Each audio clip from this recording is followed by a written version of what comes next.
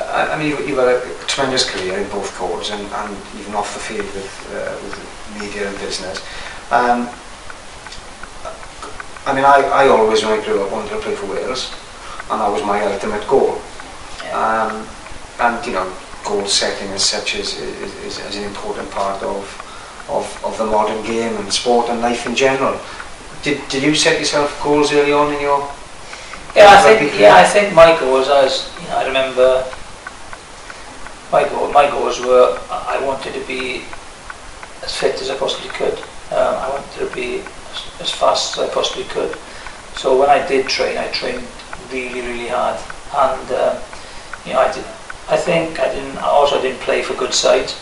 So the possession I had was kind of staff possession. So when I had it, I had to make a decision. Then was one, is it good enough to me to do something with it, or no, just play the percentages and wait till the next chance. But those chances were very, very limited. So, but I knew that if the chances came, that I was prepared for them because of my training. And I think that although I didn't play for Wales at any level, and because I enjoyed the game, I went to play for Trimsalon Youth.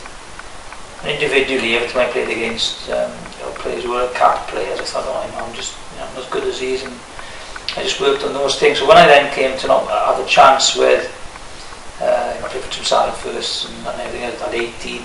That was a great learning curve for me to play for Trimsalon Youth. When I did, then my opportunity was not, kind of a pre-season training for an opportunity. I played for Trimsalon. I had a phone call on a Sunday night, and my opportunity was on Tuesday. So if I hadn't have been ready, with Neath, yeah, I would never have been able to train physically and mentally for that in 2 days. So when Neath came, I took the opportunity, and that was it. So when I played for Neath, then I thought, oh, that's going well.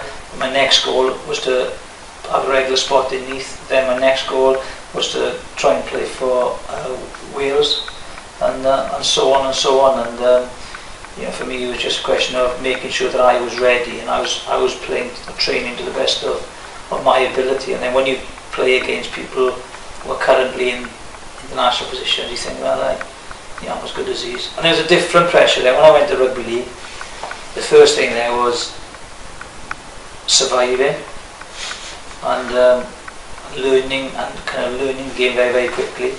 So because I was still quite fit, I needed a bit of luck with the injuries, and I was lucky with injuries. I didn't get many injuries, but then I just kind of absorbed everything and looked at everything. And again, the visualization of what was going on the field. And then I exploited that because I knew I had great ability in my own ability was my pace and my step.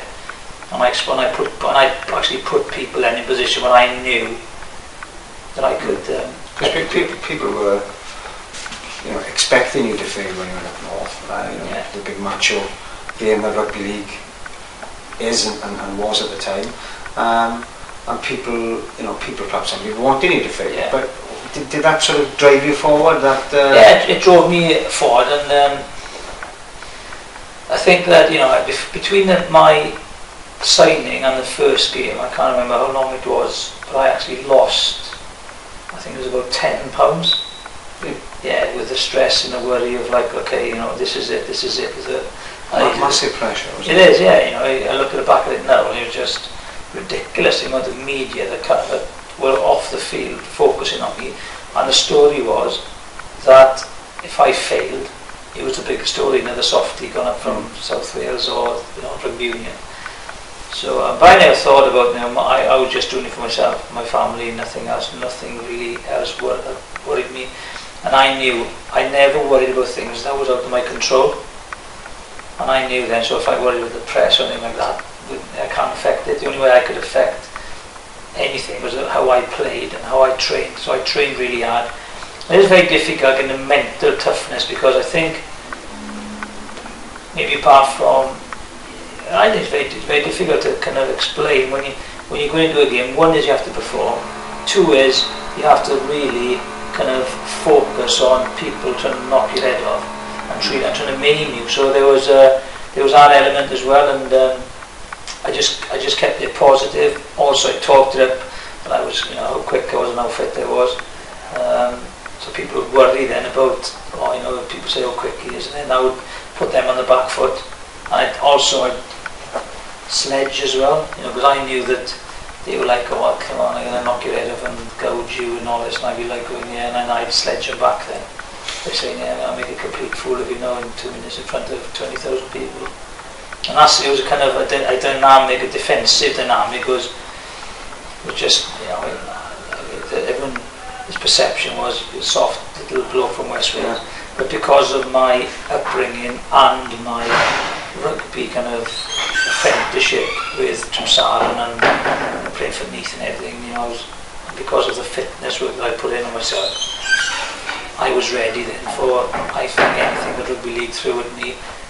That's all I had to do was kind of get the game, understand the game, and that took about 2 or 3 months.